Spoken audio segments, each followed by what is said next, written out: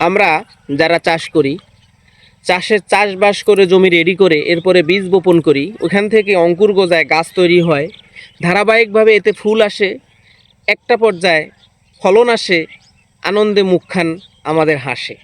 আসলে দেখেন এইখানে আমার একজন ভাই, এটাকে বলা হয় খিরাই বা খিরা, যেটা বোঝেন শশা জাতীয় বা শশার গোত্রীয় একটা ফসল। তো এইটা কিন্তু রোপণ করছি, রোপণের পরে এই যে গাছগুলো কত সুন্দর যদি বলি দেখেন উপরে চলে আসছে। এর কিন্তু দুইটা স্টেজ সে অলরেডি অতিক্রম করে ফেলছে।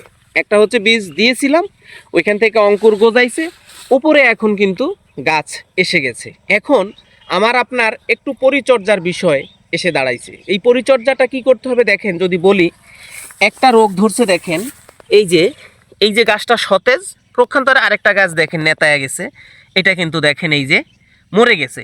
আরও একটা দেখেন এই যে এইখানে এটার পাতা খেয়ে ফেলছে, এই যে আরেকটা দেখেন গোড়াটা পচে নেতায় মরে গেছে।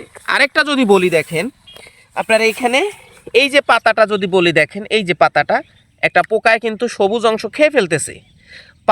একটা গাছের যদি পত্র খেয়ে ফেলে তার কিন্তু খাদ্য তৈরির জায়গাটা বা সালোক সংশ্লেষণ প্রক্রিয়াটা নষ্ট হয়ে যায়। সে কিন্তু একটা সময় অনাহারে মারা যাবে এবং আমার আপনার অত্যন্ত ক্ষতি হবে। তাই আশা রাখবো আমাদের এই ক্ষীরা জাতীয় ফসলের বা কুমড়া জাতীয় ফসলের এই ধরনের যে ফসলগুলো আমরা বীজ বপন করি, পাতা উপরে আসার পরেই আমাদের দুইটাই সমস্যা। একটা হচ্ছে গোড়া পচে ঢলে পড়বে, এই একটা রোগ।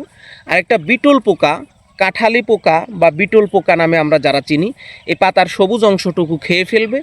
একটা সময় আপনার পাতাটা নেতায় যাবে, গাছটা মারা যাবে। তাই এই দুটা থেকে রক্ষার জন্য আমরা খুব দ্রুত ব্যবস্থা নিতে হবে। যেমন এই গাছের গোড়া যেহেতু পচে মরে যাচ্ছে, এখানে আমাকে কার্বন ডাইজিনের ব্যবহারটা নিশ্চিত করতে হবে খুবই দ্রুত। পার 1 লিটার পানিতে 0.5 গ্রাম করে কার্বন ডাইজিন মিক্স করে আমরা এটা দিয়ে দিব, এবং সাথে যদি ম্যালাথিয়ন সম্ভব হয়, ম্যালাথিয়নটা পার লিটারে 0.5 ml দিয়ে আমরা একই সাথে দুইটা ঔষধ মিক্স করে আমরা যদি এর পাতায় দিয়ে দিই, গোড়া পচা রোগ বা গোড়া ঢলে পড়া রোগ এবং আপনার পাতা খেকো পোকা থেকে আপনি আপনার ফসলকে রক্ষা করতে পারবেন। তাই আশা রাখবো এই প্রক্রিয়াটা যত দ্রুত সম্ভব আপনি শুরু করবেন এবং আপনার ফসলকে রক্ষা করবেন। ধন্যবাদ।